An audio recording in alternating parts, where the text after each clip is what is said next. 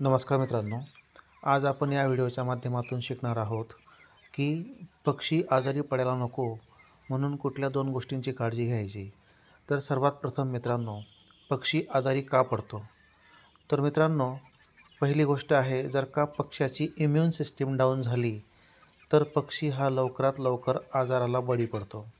आणि दुसरी गोष्ट, आपल्या शेळवर जर का व्हायरस किंवा बॅक्टेरिया आला तरी देखील आपल्या पक्ष्यावर त्याचा अटॅक होत असतो आणि पक्षी हा आजारी पडत असतो. तर मित्रांनो, या 2 गोष्टी व्हायला नको म्हणून आपण काय करायला पाहिजे? तर मित्रांनो बघा, आपल्या पक्ष्याची इम्युनिटी सिस्टीम ही डाऊन व्हायला नको म्हणून आपण त्यांना बॅलन्स डाएट द्या. त्याच्यासोबत व्हिटॅमिन आणि कॅल्शियम हे वेळोवेळी देत राहा.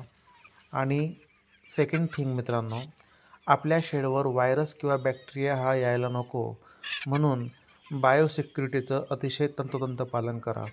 जर का मित्रांनो तुम्हाला या सांगितलेल्या 2 गोष्टी तुम्ही फॉलो केल्या तर तुमचा पक्षी हा बिलकुल आजारी पडणार नाही. धन्यवाद मित्रांनो.